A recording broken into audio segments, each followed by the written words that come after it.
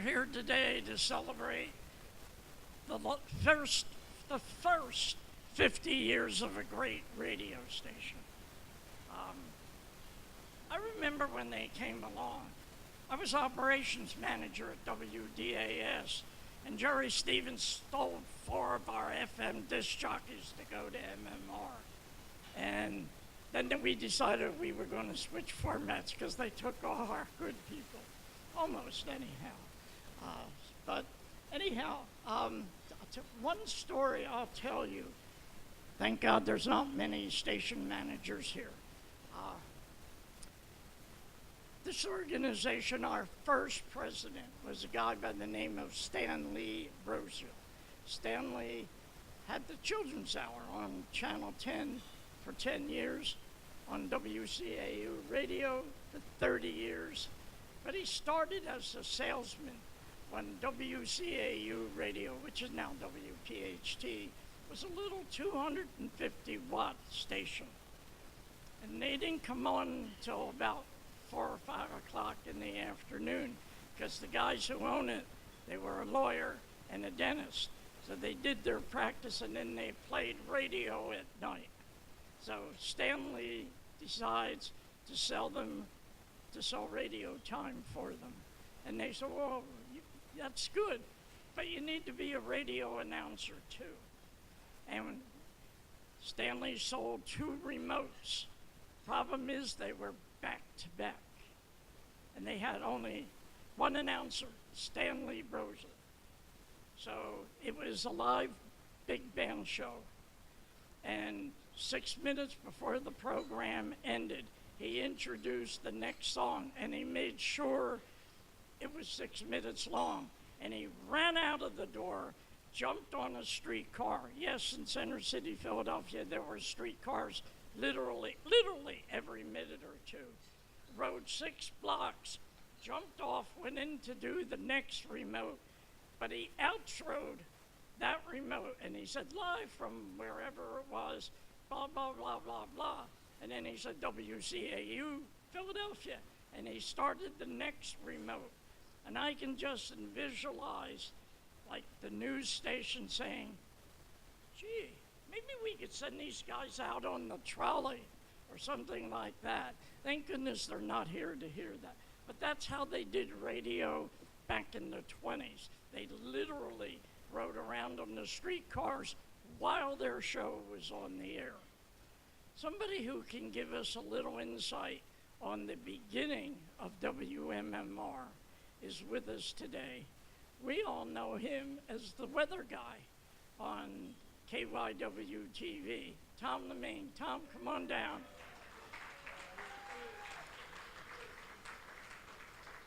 Tom, we of course all know Tom from his days at WIP, but of course MMR at the time was WIP FM, and Tom was there for the transition. Tom, why don't you give us a recap of what happened?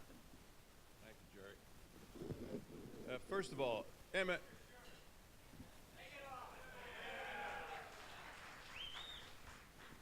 MMR was forced into existence by the FCC because back in the late 60s, the FCC ruled that any station that was in the top 50 market or a 50,000 watt power could no longer simulcast.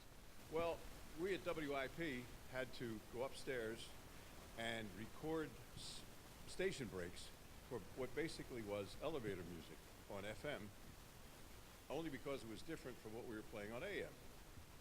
So that lasted about a year until management came up with the idea of playing something entirely different on FM. Underground music, AOR, whatever you wanted to call it back then. It was music, deep cuts even.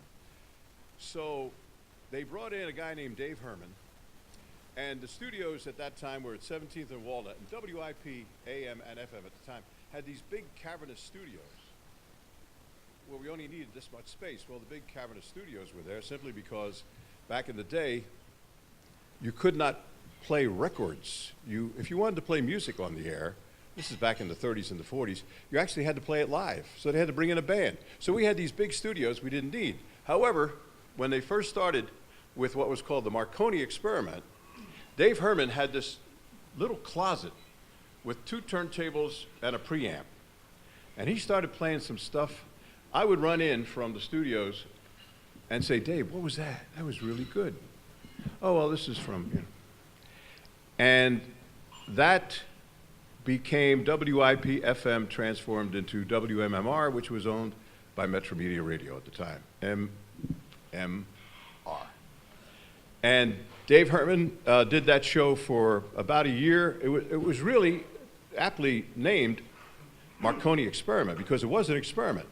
Nobody knew how this would work. You know, FM was elevator music. You know, oh, you don't dare play anything like rock on FM.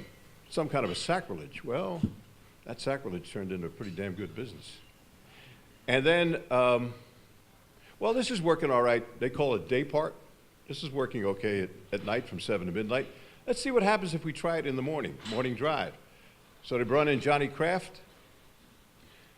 It started to work in the morning. And then it continued to compress, or egress, I guess, into full-time programming with that type of music. And I was there to see Pierre Robert pull up in Minerva, a Volkswagen bus. He pulled up in front of the R&W Delicatessen, which was right across the street from 17th and Walnut, where the studios were. And I could look out the window and see this guy pull. I was there when he pulled up, and he left that bus right in front of the R&W Delicatessen until it was plastered with parking tickets. I mean, he just left it there. And so I watch him, he gets out of the car, and, you know, except for a few extra pounds, Pierre looked then the same as he looks now. And as a result, he was perfect. He came from San Francisco area. They were ahead of the curve when it came to that kind of programming, I believe. And he fit really well, and he still does fit very well. So Pierre and I think, are the only guys who were there really from the beginning of it all and saw the transition from WIP-FM to WMMR. And thanks to great management who continued the process from then on, it still rocks today. Thank you very much.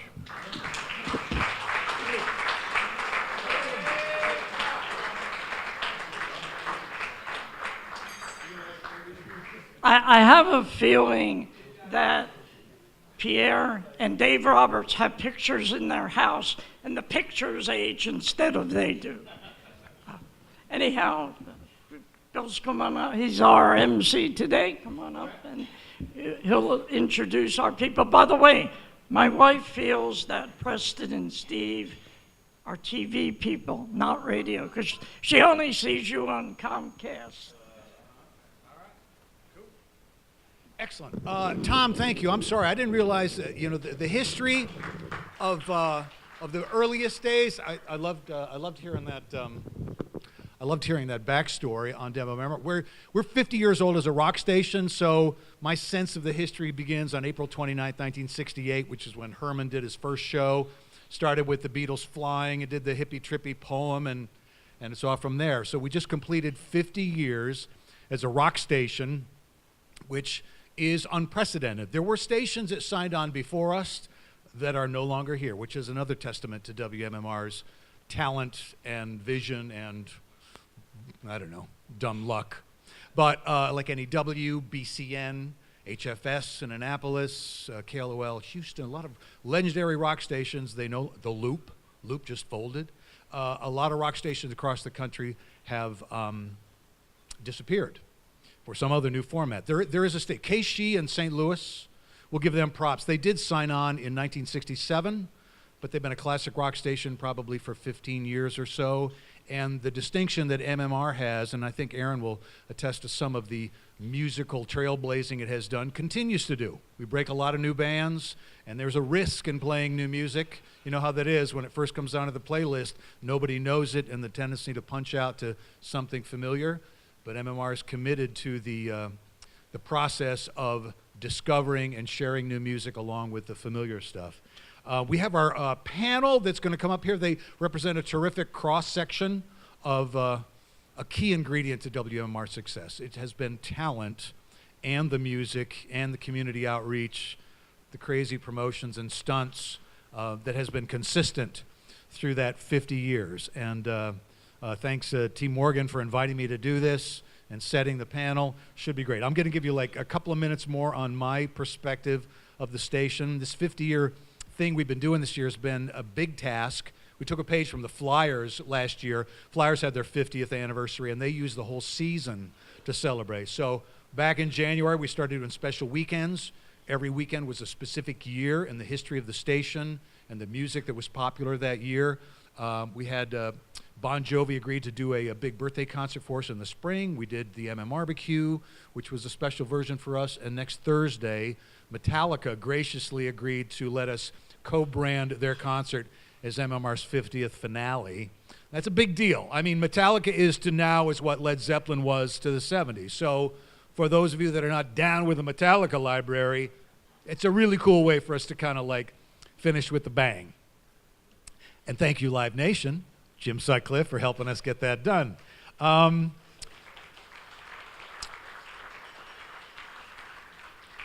3 weeks ago, we had our 50th reunion, which was a really cool thing downtown. Aaron Riley, who's on our panel, helped put that together. Thank you again. It was really cool to see so many people from this history of the radio station show up, but it just wasn't like the famous DJs that came back. It was everybody that wanted to be there that had been part of this radio station, some of which had been let go, but they still will always have that bond with WMMR. So that was a really cool thing. That was followed by the NAB convention in Florida the next week. MMR was up for the Marconi for the best rock station in America, and I was proud to accept it on behalf of the radio station. Very cool. Earlier this year, Radio Inc., the readers of Radio Inc., and a little bit of ballot stuffing perhaps by the Preston and Steve audience resulted in WMMR being voted the best rock station of all time. So that was a really neat moment. And I love it when WMMR and Philadelphia radio gets press from the national trade press. You know, it's like when you look at the weather map and there's Boston, New York, and D.C. and Atlanta. You know, it kind of goes against the grain. But when people read about the great radio in Philadelphia, specifically in this case with WMMR, I love that. So we've gotten a lot of favorable press this year on MMR's 50th celebration. Let's see. Okay, we explained Casey and about MMR, new music. MMR's been a rock station even though we had a pink logo for a while. It's always been some permutation of rock music. There was a little AAA dalliance, I think, for a while. But staying true to rock. And I don't think there's not one station in America that lay claim to the fact the continuously operating rock station, which is a testament to WMMR's talent longevity. There we go. That's why I'm a program director. Always live personality, although sometimes union management discussions are not super smooth. Our after contract mandates no voice tracking. You know, which is, I'm sure there's some people who don't, management, who have to pay for that, but we have an overnight guy, Brent Porsche. We've always had an overnight guy, which is the farm club system. So you develop that guy, and he graduates, and he turns out to be your afternoon star in a few years. We still benefit from that system. I appreciate that. We have a commitment to promotions, working with our sales department to find solutions for clients that are not just the 2-hour remote with the van and the 6-foot table and a tablecloth. We try to do things that are unique and custom to those solutions. So it's why we stay in business, because if you're not staying in business, if you're not generating the dough, you're going to be flipping to contemporary Hispanic music, if you don't watch out. So I owe it to everybody at my radio station for the success that we've had, and to our future. We're a very dynamic, successful radio station. Number one, 25-54 adults for the last 10 years. And it's due in large part to our morning show, Pierre Robert, our promotions people, marketing, research, all those things that we get. So let's get our panel started. And I would like to bring up everybody who's, Michael Tierson is here. We're going to do introductions here in a minute. T. Morgan, John, Aaron, Preston and Steve, come on up. Michael, have a seat right here. We're going to put T right here. Aaron, Ray, Preston, and Steve.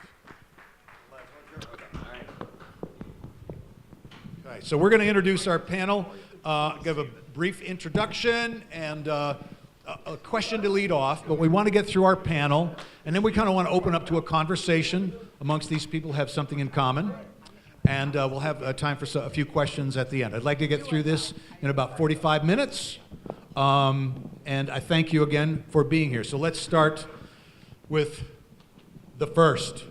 Michael Tierson, he came to MMR from XPN, started in 1970. I know you'll probably correct me on a few of these things. There was a brief that's okay. No, let me finish here, buddy. Michael had over 20 years at the radio station, first as a nighttime DJ. He was at MMR in its infancy, with radio listeners new to the whole FM experience. You know, a lot of them had bolt-on adapters under their car because cars didn't come with FM. But he developed ways to relate to this new nighttime audience and was devoted to breaking new music. He helped create new music features like the Import Show, Guerrilla Theater for headphones only, did extensive work in the music department, overhauling the library at one point. Also did some more recent work at the MMR archives, which was this mess of tapes and albums and live recorded music, and brought some organization to that, so we appreciate that. He's also a musician and actor and current host on iRadioPhilly.com and a member of the Broadcast Pioneers Hall of Fame. Ladies and gentlemen, Mr. Michael Tierson. Thank you. I would like to first congratulate Canada for today having legalized marijuana countrywide. All right, Michael, I have one question for you. Then we're going to go down the panel. We'll have a conversation on it. Let's get the axe story out of the way.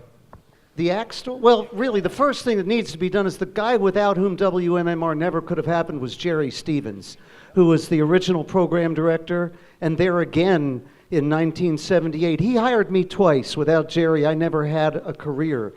The thing that Jerry imbued into WMMR's personalities at the time was the sense of theater of the mind, which we took a whole lot of the thinking and precepts of the golden age of radio, the 30s, 40s, into the 50s, and applied that to how we did music. We were really primary listening because there was not much on TV for us in those days. It was something completely new. And instead of talking like radio guys talk with that incredible insincerity that's exhausting, we got to talk like real people. And that was whole new and different. As an artist, if you get to do a form that's brand new with no rules and no history, that's as good as it gets. And if you get it once in a lifetime, you're incredibly lucky. And that's what I did with Album Rock.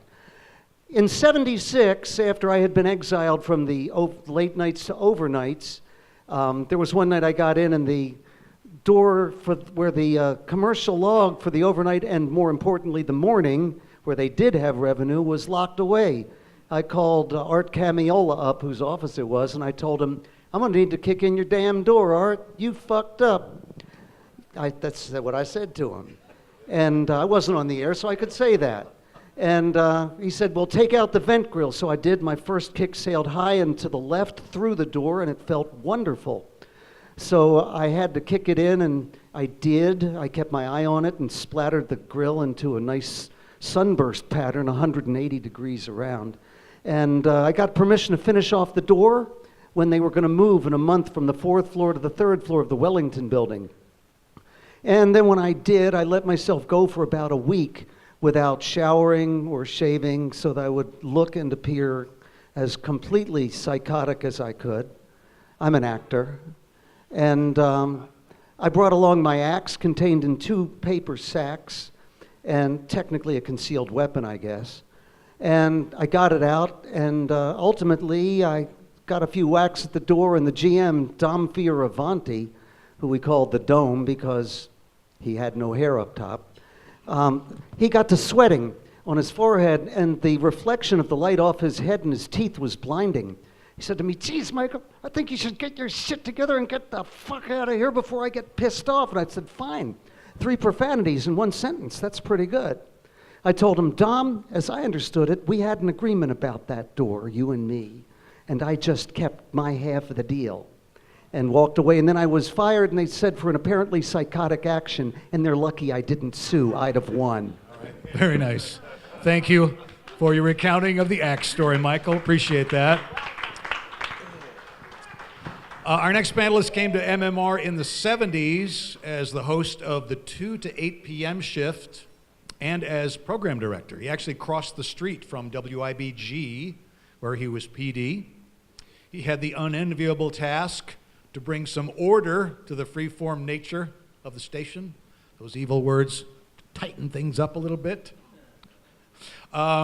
He had programming stints later on in Pittsburgh and then to WISP. He also authored Confessions of a Teenage Disc Jockey.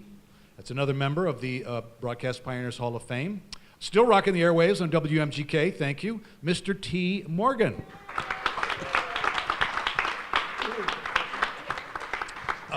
T, I'd love you to start with just what it was like competing against WMMR before you crossed the street as PD. All right, well, I started the album radio format, whatever you want to call it, at WIFI, known as Wi-Fi, in 1967. And my hope at that point was to create a station that became WMMR in the 70s with passionate, knowledgeable DJs. But unfortunately, I inherited a group that did neither. They really didn't know the music, and they had no desire to play the music. So I had to take various cards and put information about the artists on them and pick out the music for them and the whole thing. So when another legend in Philadelphia from WIBG, High Lit, took over WDAS-FM, I was more than happy to join him in his effort to make album rock the format for the city.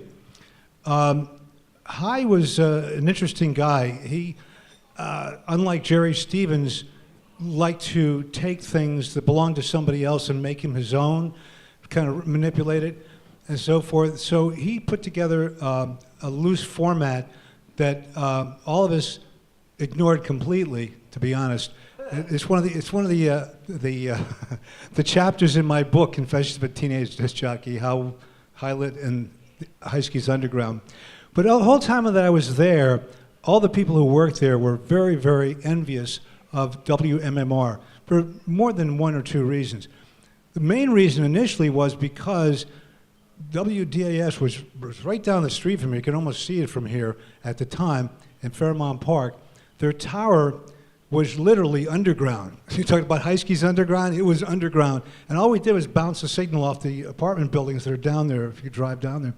So a lot of Philadelphia couldn't even hear our station.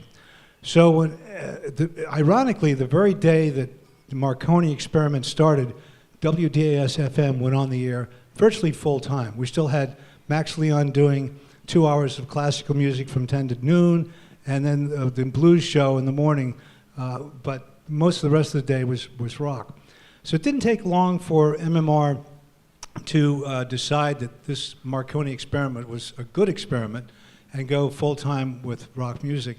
And those of us who were envious of MMR ended up going there. Michael Tierson, myself, the late great Ed Shockey, and Steve Martirano became pretty much the basic mainstay of the staff during the 70s.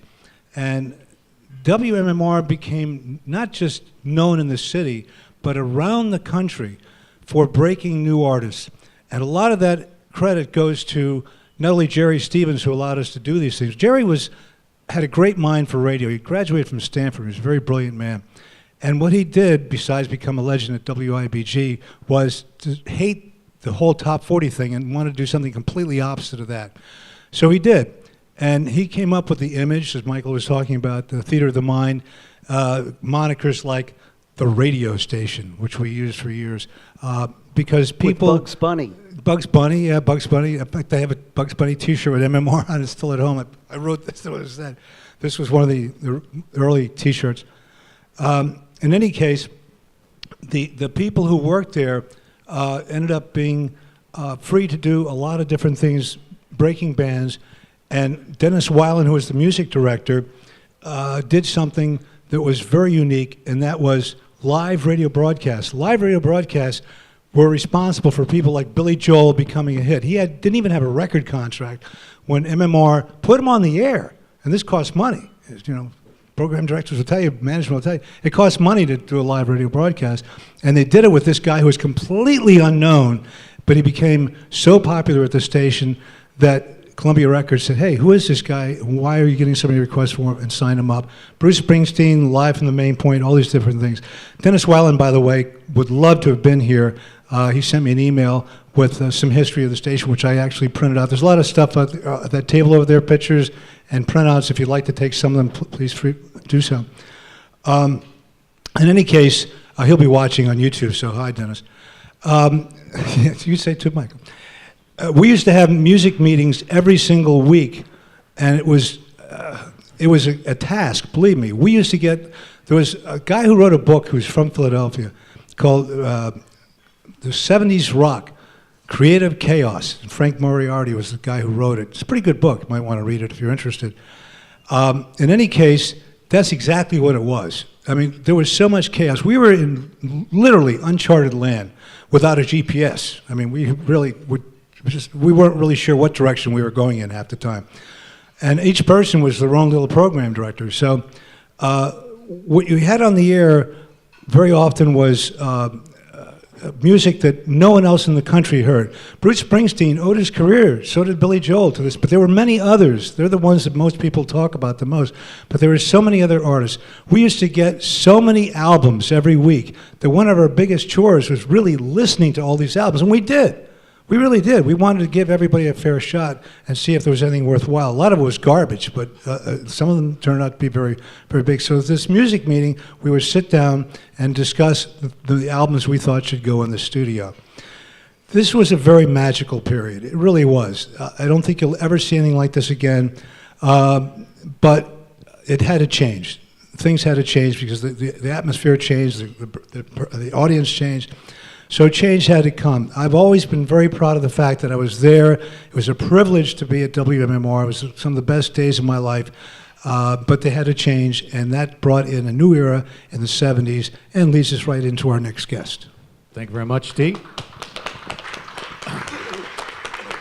In 1982, a big change came to WMMR by way of WLIR, where in addition to being a production director, he was kicking butt on Long Island and influencing cultural and musical tastes on the air, featured in the recent Showtime documentary, Dare to Be Different. He created the morning show Zoo concept and brought about WMMR's first great comeback. His sense of promotion and the art of the radio stunt are legendary, still very much in the game as the morning host on Philadelphia's Classic Rock 102.9 MGK. When I asked him how he wanted me to include his intro, he just said, just tell him I'm the man who singly saved the entire radio station. Which, you know, I probably expected. I got that from T. Morgan. Ladies and gentlemen, John DeBella. All right, so what's my question? Your question is, explain how the zoo concept came about. And really, was it you or was it Scott Shannon? Yeah, no, Scott Shannon actually started the zoo in Florida. He came up with the name first.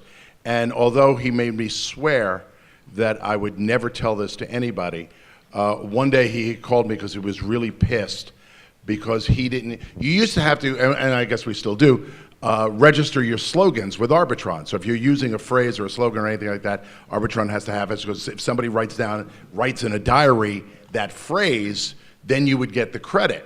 So we had the Morning Zoo, and he was doing the Z Morning Zoo up in New York, and couldn't get zoo out of the New York because he had all of the North Jersey, and were broadcasting into there.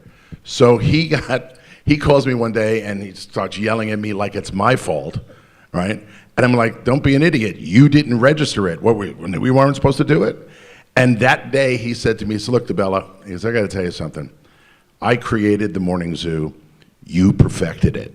You made it everything I wanted it to be. Because he was doing top 40. So he had a limit. He had a lot of young kids, and he had a limit of what it could do. We were doing AOR. We had no limits. We got to say asshole on the air. Right? So I know.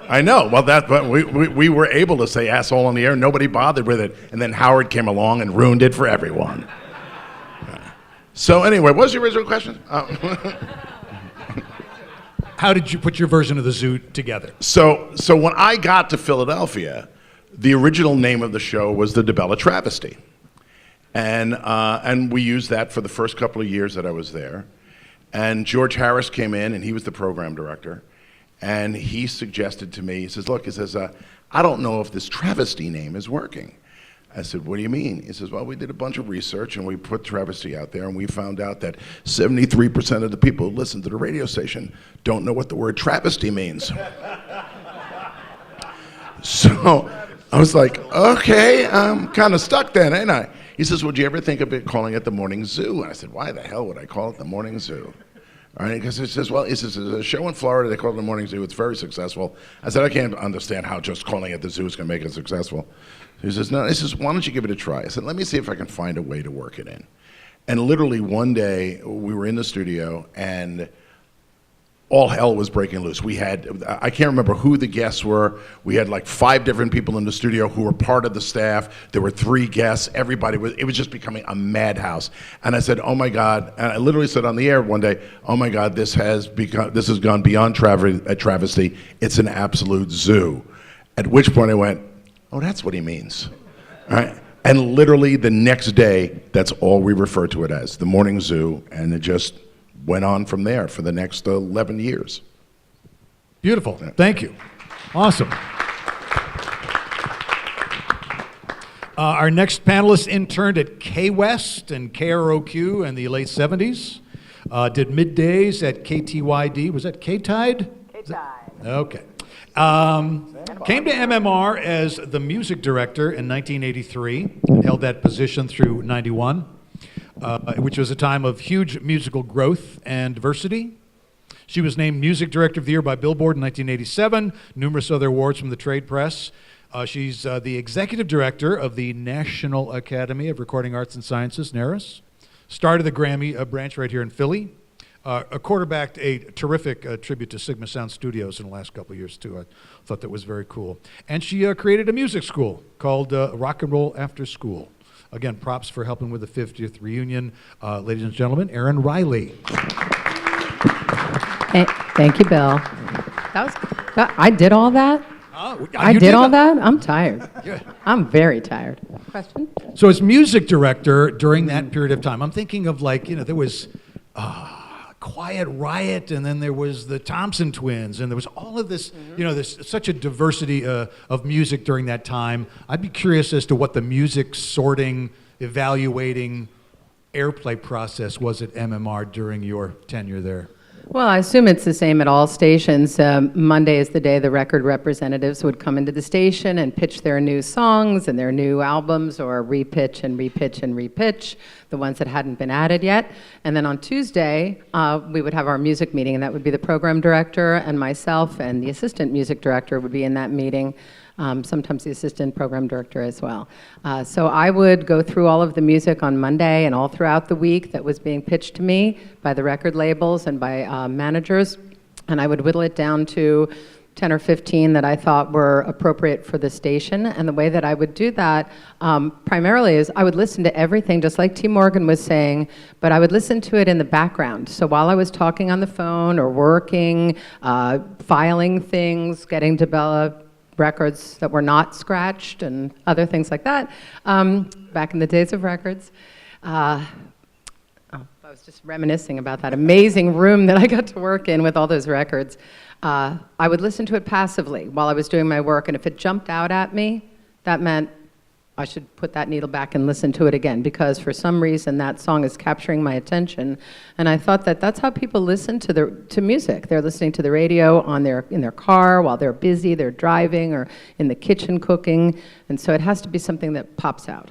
So I would say it was very song-based. That's why it worked. So we could add Prefab Sprout and Metallica and Cyndi Lauper. And we were very responsible for breaking Cyndi Lauper. I remember that day where we listened to her record and said, doesn't fit, doesn't fit. But George Harris, who was mentioned earlier, said, you know what? She's coming down to visit us, and if we like her, let's do it, okay? And we loved her. She was so fun and so smart and so colorful as a person that we added it. And well, now she's got, I think, everything, right? Emmys and Tonys and you name it. And psoriasis. Oh, and that too. Exactly. Anyway, does that answer your question, Mr. Bill? Yes, quite nicely. Thank you. Excellent. That's great. Our next panelist started his career at MMR, as many have done, as an intern. He became assistant promotion director and then promotion director, and then was on air part-time, including his work on The Rockers show, which was responsible for breaking a lot of bands in Philly. He spent 7 years at the trade magazine FMQB, 5 years as a VP of promotion for CMC Sanctuary Records, and then came back to radio, first as a part-timer at MMR before joining MGK as an awesome night jock for 16 years. Currently on the air, WOGL, my good friend Ray Koob. Thank you for joining us, man.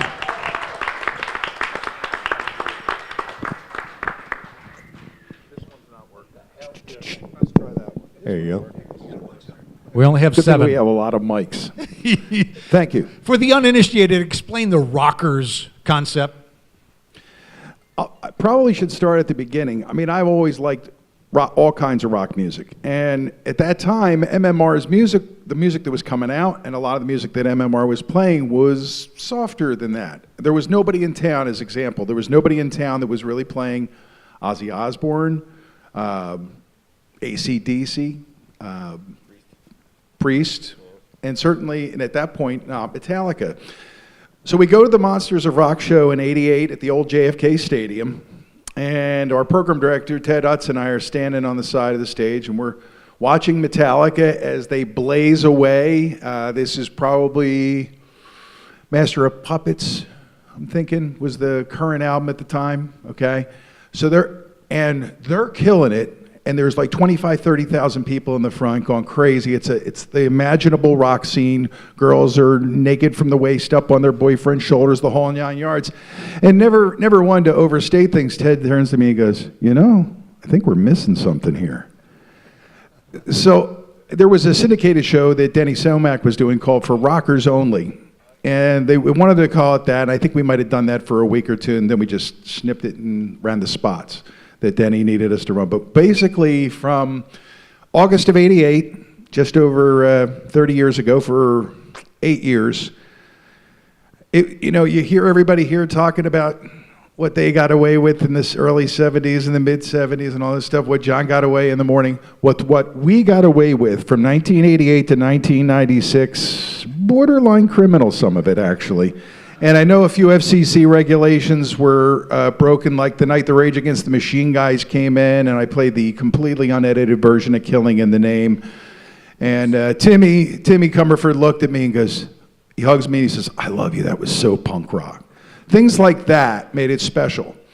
But long term, for me, as a guy who worked at MMR, then did some other things, when I was working at MGK and I would get in the car at midnight, I'd flip over to MMR to see what was going on, to hear Tool and Metallica and Pantera and a lot of the bands that we helped to put on the map in Philadelphia, still playing on MMR all those years later. It still does it for me inside where it counts, I guess, when you think about our love of radio. But we had a lot of fun with that show. We did a lot of events. Hosted the Empire all ages every Sunday, and I'd be at the Troc on Thursday nights for the metal shows there. And the Philly metal community had helped us to bridge a gap that had developed. I won't go into all the details, but MMR wasn't playing Cinderella, and their manager lived in Jersey and was not pleased about this. John knows the story, I'm thinking. Very well. And I know you do too. But in the end, the music tends to find its way. It's like nature. Nature tends to find its way. And I'm very proud that a lot of the bands that we played, that maybe some of them weren't so popular in the time, Pearl Jam, Soundgarden, Stone Temple Pilots, and all those bands, a lot of them got their start on our little radio show every week, which did pretty well in the ratings after a while too, and it was a lot of fun. But beyond that, I got to work with this madman in the promotions field for years. The Grays and the Beard, a lot of them started in those 80s, that 80s time period, and I was there 12 years at MMR, over 20% of the time, and it's, like T said, some of the best years of my life. But real quick, I'll never forget one day, I'm driving in, and John's playing this new Rhino Records release of the best of Louie Louie. And he's playing the USC marching Trojans, and he's playing kazoo bands. He's playing every version of Louie Louie under the sun. And after about an hour of this, he says, you know, wouldn't it be great if we had a parade and the only song the bands could play was Louie Louie? And my head hit the steering wheel, because I knew by the time I got to my office, it was the reality was going to start. And it did. What, 15, 20 minutes after you got off the air, you came in, and I think I just looked at you and said, so we're doing this? I'm going to Mike Craven, and we're going to explain what it is we're going to do. And I literally walked into the general manager's office and said, how do you throw a parade? And we started, and the first year we did it, we had... No. We had 300 people. We had 300 people in the parade. Yeah. And then about maybe about 3,000 people watching. Well, the thing was, we started. You know, it's like herding cats, trying to get people lined up for the parade. We knew nothing about making a parade. We had two people. I had a bullhorn, and my job was to line them up, and then we were going to set them off at 17th and Chestnut and take them down to Independence Square to the Judge Lewis Quadrangle, ironically where the Constitution Center is now. And then we'd be we're gone. We're like in the wind, right? First couple blocks, there's people in the street, and they're all into it, and the briefcase marching team is dancing, and the rock band dressed like the Flintstones are playing their version of it. But you get to Broad Street, and you realize something's up, because the cops have Broad Street crossed for this stupid parade, right? So we cross Broad Street, and all of a sudden it's 2 deep, and 3 deep, and 4 deep, and we're getting closer to 6th Street. We turn the corner at 6th Street to go over to the Lewis Quadrangle, and it's almost like like that scene in Life of Brian when he opens the window in the morning and they go, Brian! There's thousands of people waiting for us. And John looked at me and he said, we weren't expecting this. We got to do something. I said, what? He goes, what? We had a bullhorn. That's all we had was a bullhorn, no PA, nothing like that. Fortunately, it had battery left, and I handed it to him, and he did his thing. And then over the next couple of years, the thing grew into eventually being like 120,000 people on the Ben Franklin Parkway. And that's always something I remember fondly, John. Yeah. It's a good fun. The city hated us for it. The cops loved us. The cops loved so much overtime. There's some great video on WMMR.com. Actually, there's a 50th celebration section on our website that has video parade coverage of a couple of different years coming right down the center of the city, and this mass gathering down on Penn's Landing, and it's pretty impressive. Also great photos and jock clips or whatever, so if you want to delve a little bit deeper in WMMR.com and our 50th celebration. I want to get to our final two panelists. They've been together as a team for 20 years. 13 of which at MMR. Pretty good run. They did, one of their earliest feats is that they beat Howard Stern in his final Arbitron book at YSP. And I don't think anybody else can say that. And that was just the beginning, as they've been the top-rated morning show, 25-54 adults, the Big Enchilada, in double digits for the last 10 years plus. And it's a pretty remarkable run. They introduced the first full show podcast in Philly shortly after they joined. Most of just us didn't even know what that was at the time. I fought the idea. I thought it was stupid. Wouldn't that take ratings away from the show?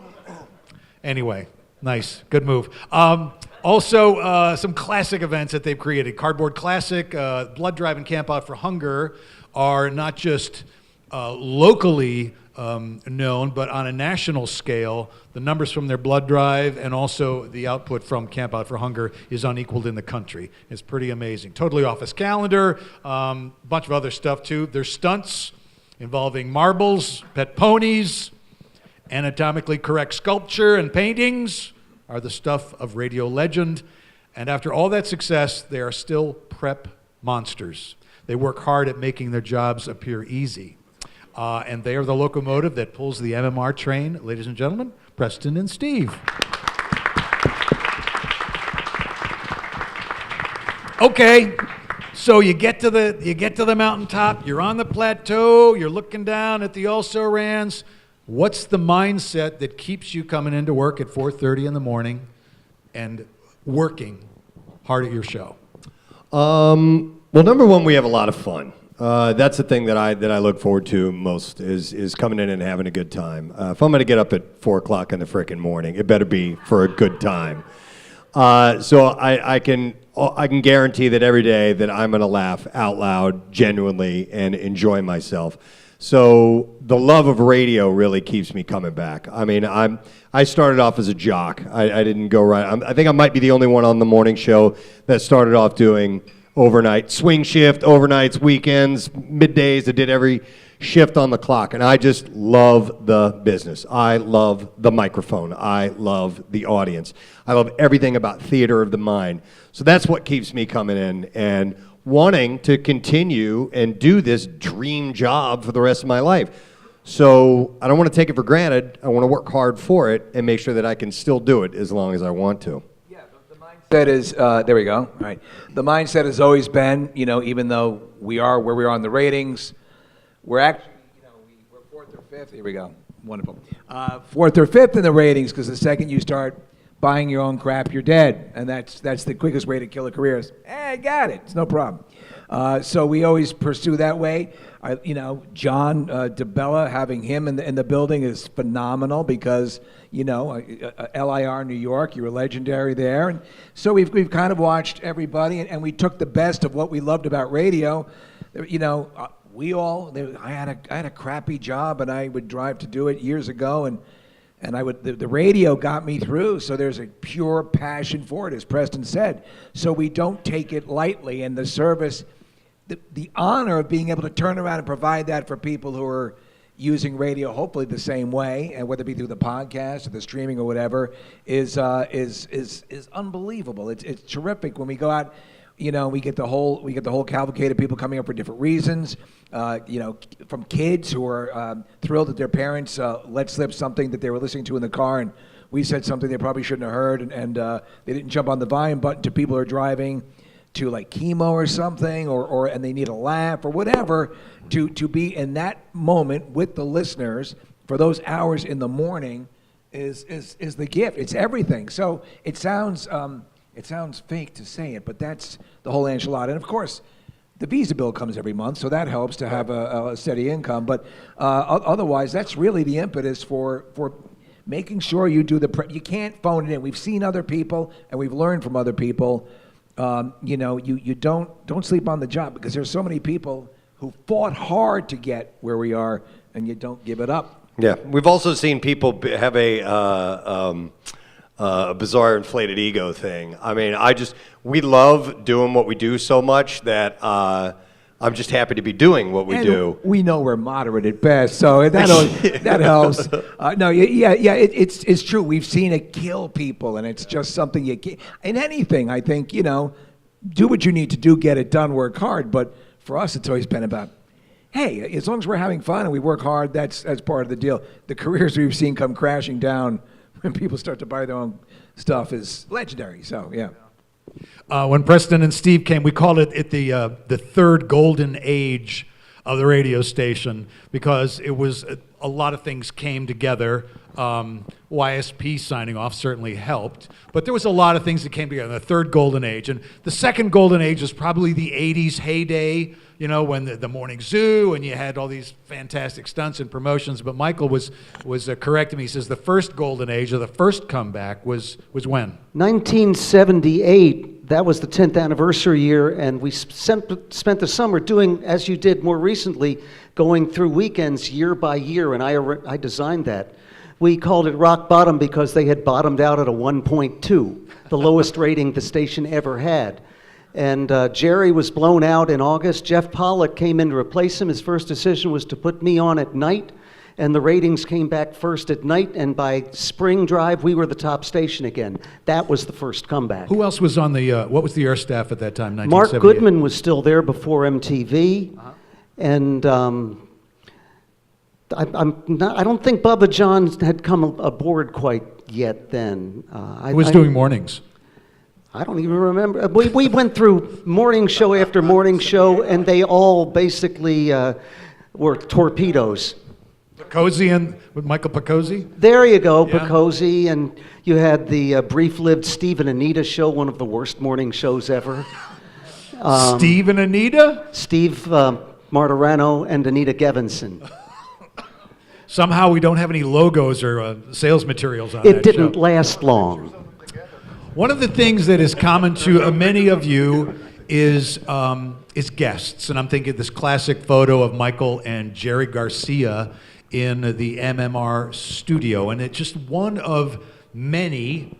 Like Martirano, there's a story that's circulated about Stevie Wonder showing up at the MMR studios unannounced, seemingly unplanned, and was escorted up and did a live interview with Martirano on the air at the time. So the cavalcade, if I can use that word, of artists that have come through is pretty amazing over 50 years. So I would love to have any of you jump in about your most memorable interview. I'll start with Aaron. Well, mine aren't interviews because I was only on the air to fill in, but I have some wonderful artist stories that are really funny. So I do remember coming in one day to my office and unlocking the door to find out that the lights were already on in my room. And I'm like, oh, did I leave those on last night? Okay. So then I open the door and I walk in and there's Richard Marx is sitting at my desk with breakfast. So there's, lox and bagels and coffee and orange juice, and they set the whole thing up. So if you remember, I don't even know his hits. What's his hit song? Wherever you go. Yeah. Yeah. Yeah. Oh, there you go. There you go. So that That's was usually one. Bill's department, too. You can usually snap those right out. I also remember Andy Partridge from XTC coming in and all of the college interns just going crazy. They were so excited and so nervous and they couldn't wait to meet him and they all had a question for him. And he walked in and they all went numb and they couldn't speak. So he just walked down this line of people who were like eyes bugged out. I remember another time I was telling somebody at the table, Brian Wilson came in for an interview, I think with you, with the surf Nazi, and asked to go to the bathroom. And so he went down the hall, and I pointed down the hall, we call the bowling alley, and couldn't find his way back. So we had to go get him. It was a straight run. Straight run. And it was the studios were on one end, the bathrooms were in the middle, offices the other way. There was only a straight line. So those are a few. I'm sure these guys have many, many, many more. But I have two that relate to you. When I was in the promotion office, when I was the assistant, we always had, in fact, a bunch of them came in for the alumni from around the country. Some of them still live here for the interns that became the first real promotional force that later became things like the MM Army and all the things that followed. These kids were unbelievable, and they would stuff 1,000 envelopes an hour for mailings and all this stuff. So one day this guy pops into the office and Darbaby and I are sitting there and we're like, hey man, he comes in, makes room, they make room, he sits down, talks to us for a few minutes and talks to the interns. They all think he's kind of nice, who's that guy, Bounces out, gonna go see Aaron, bounces out around the corner and the kids all go, who is that? It is in the middle of his popularity. It was Billy Squire, who lived in the neighborhood and would stop by to see her all the time. And the kids were like, like they were all of a sudden freaking out like teenage girls might with Billy Squire in those days. The other one was one of my favorites is when they were making the second record, John Bon Jovi would stop by all the time to play her the roughs, the latest mixes, the roughs and things like that.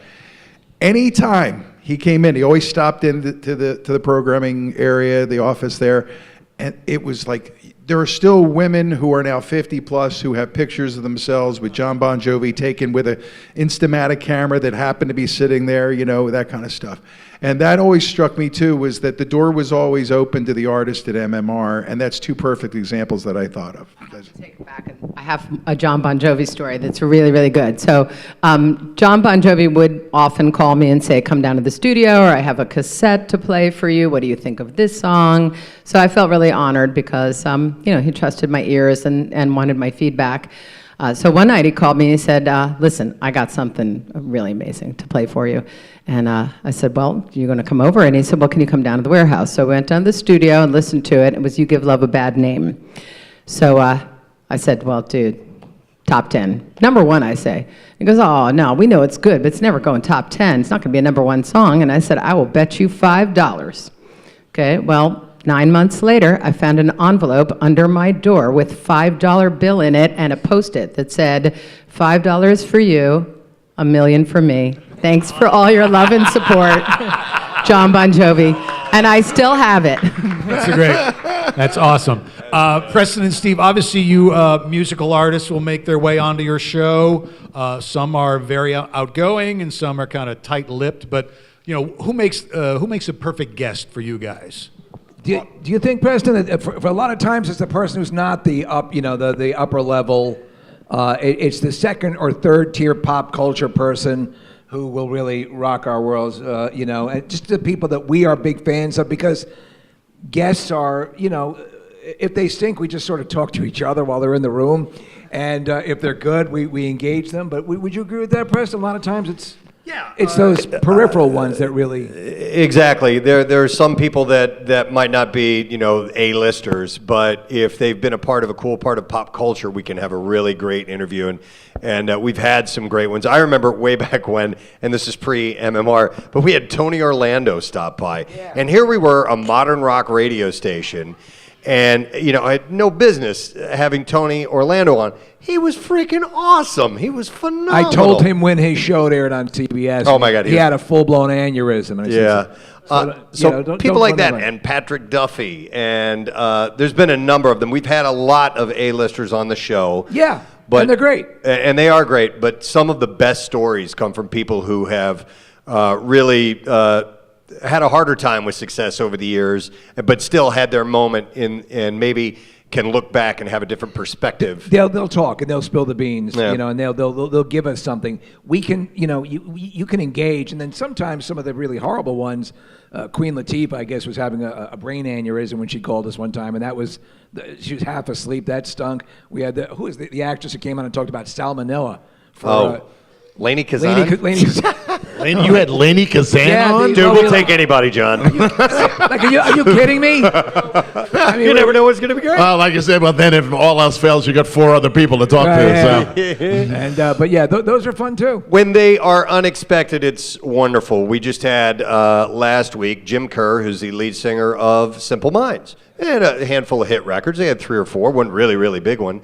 And they're still playing together as a band. Well, I really liked a few songs we had him in, and it was wonderful. And did not know what his personality type was at all, but he just had a lot of fun, great things to say. So you never know where they're going to come from. You never know when it's going to be a great one. You can usually tell pretty early on, though, when you start to talk to somebody. I mean, we've gotten to the point now where they know they're going to get they're going to get the real deal, and so they open up. But sometimes, has anyone ever...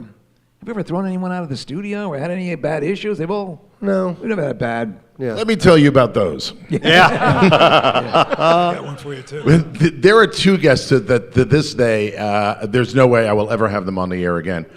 Sandra Bernhard was, back in the 80s, was coming on strong. She was popular as all get out. And she was coming to Philadelphia, and she agreed to do the show, and she would be a sort of co-host all morning.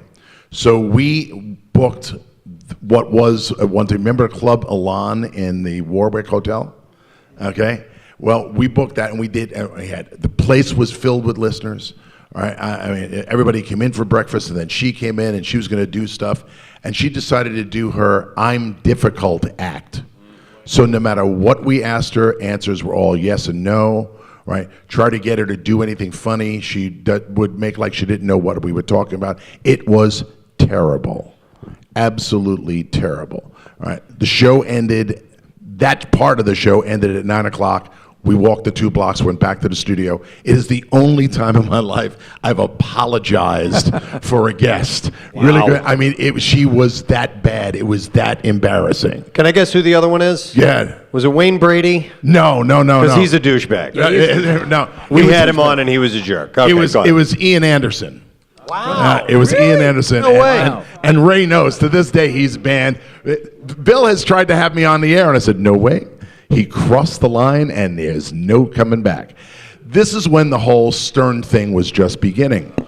And he comes in, and my producer at the time says to him, he says, look, he says, I know you were on Howard Stern show the other day, and he's a competitor of ours. Please don't bring it up. Now, more than likely, had he not said that, this would not have happened. But so he comes in and we start to talk. He's got a new album out and he's all anxious to promote it. And I said to him, I asked him a question. He goes, well, as I told Howard Stern yesterday, and he finishes his answer. And I said, well, thank you so much for stopping by, and I hope you do well with this record. And he looks at me and goes, are we done? And I said, forever.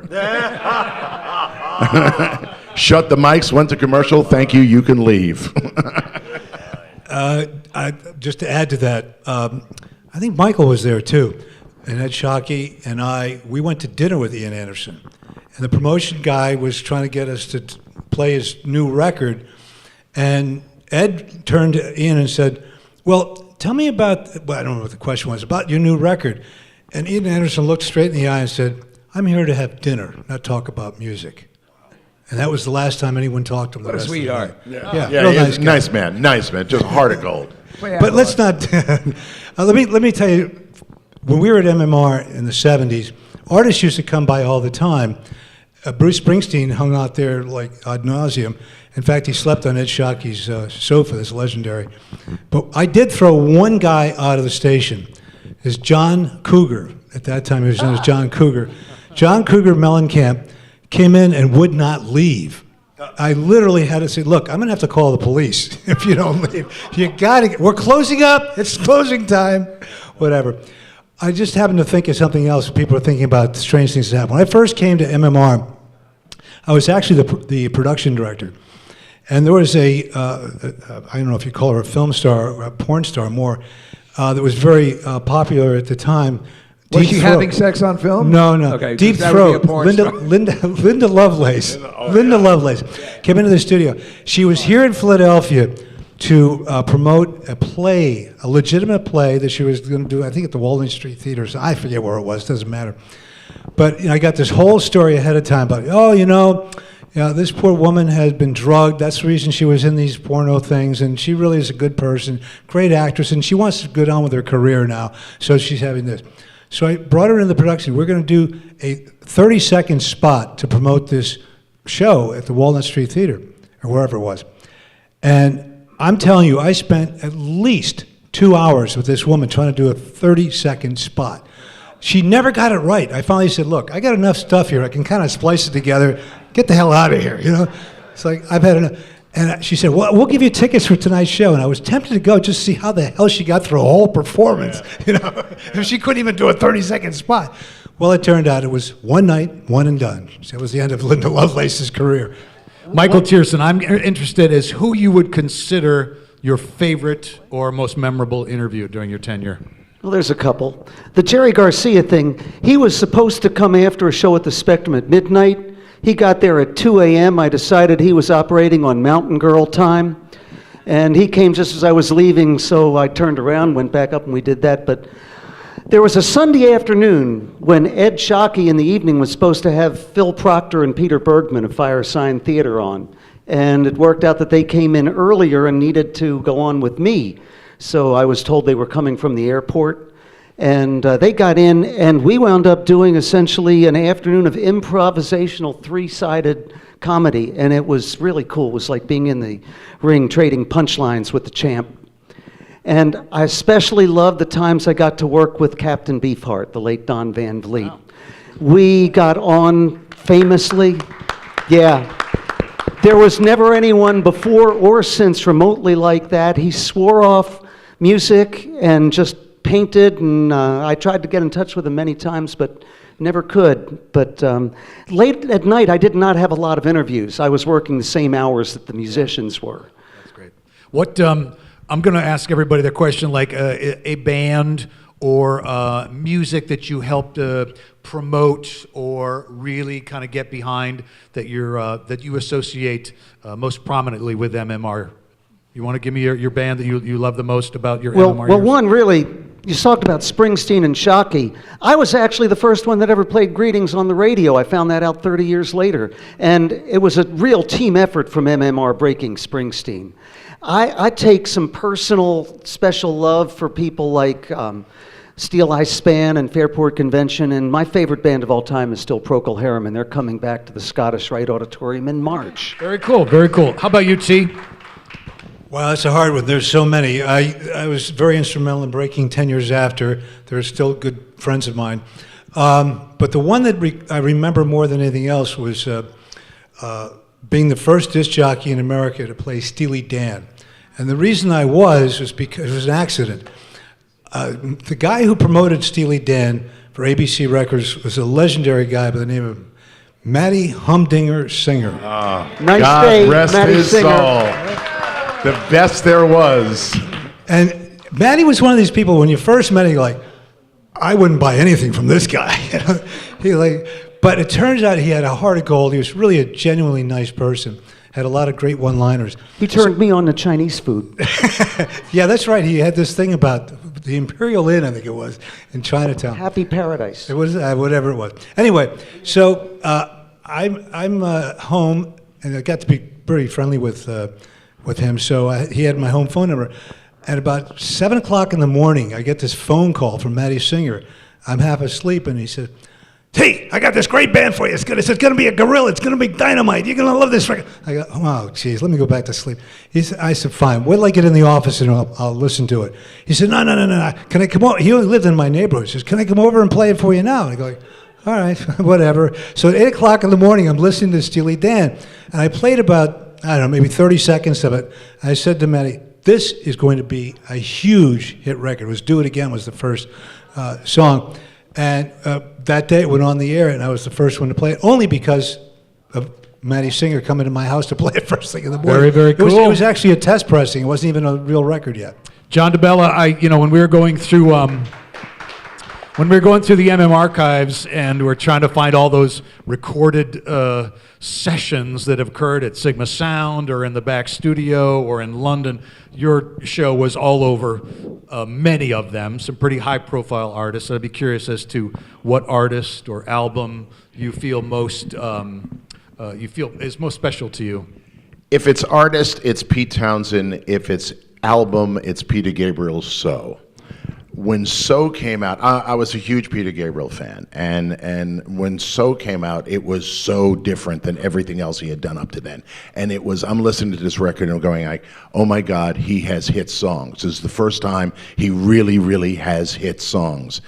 And there was a station in Cincinnati, is that where WEBN? WEBN, right, went into the trade saying that this album, and I think it was, might have been Sledgehammer, right? That this album was too country for rock and roll. That it was definitely Sledgehammer. That it didn't work for rock stations. So I decided that, oh my God, WEBN stands for We're Educated Below Normal. And I went on a campaign and I bought 500 hammers, all right? And I went on the corner of 19th and Walnut Street and let people know I was going to be there. And we had padded envelopes to put the hammers in, but I didn't want them all to have the same handwriting or the same label on it.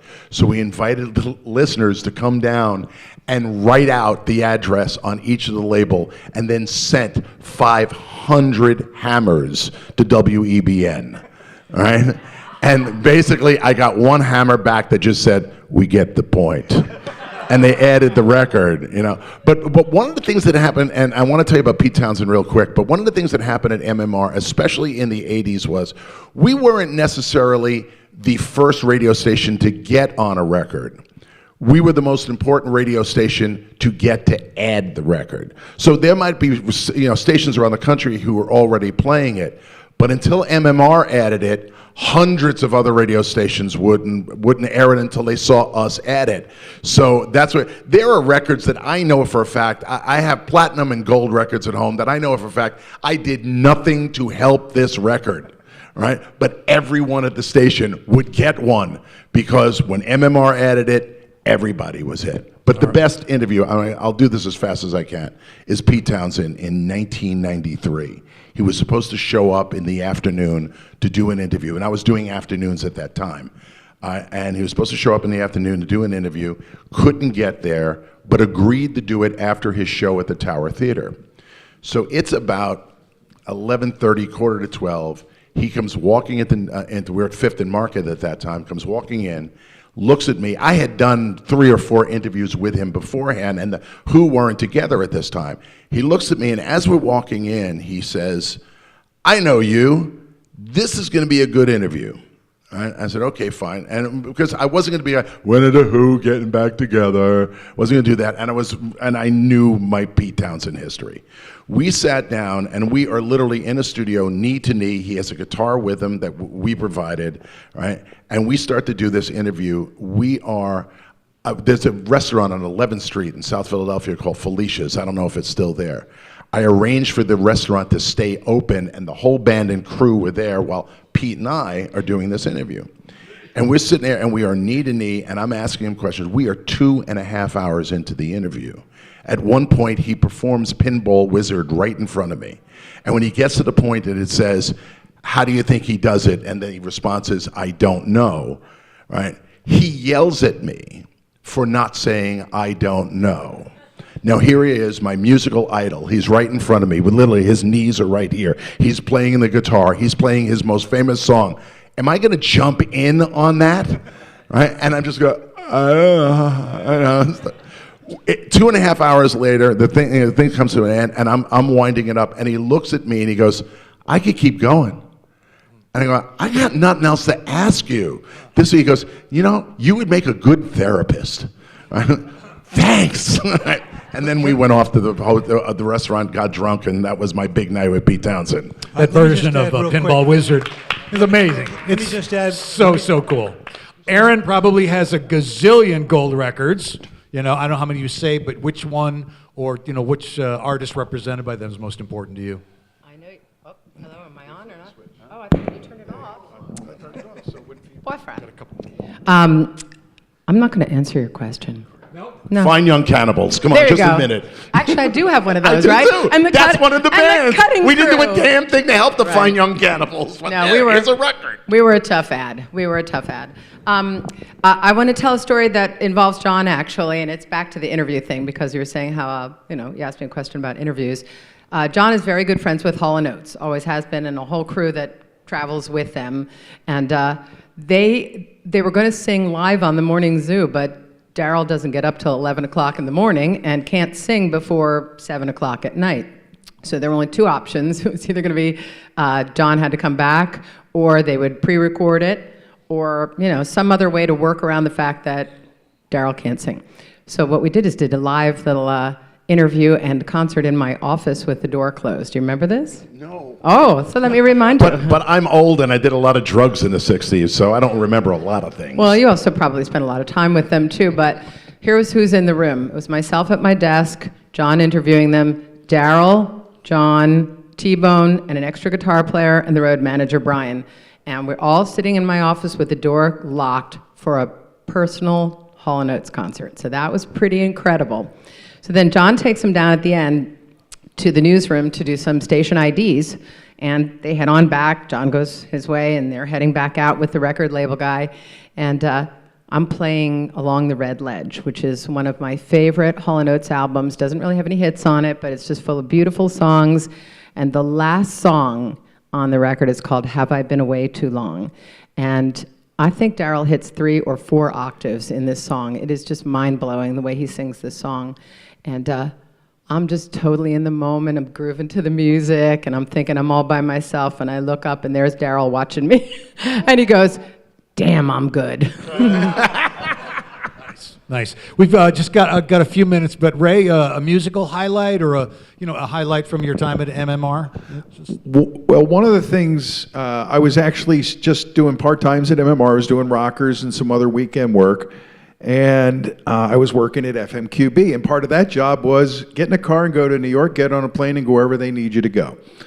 And Geffen Records, I was tight with the guys. DGC was their new imprint. So they were taking us all down to see, they were going to make Galactic Cowboys from Houston into a thing.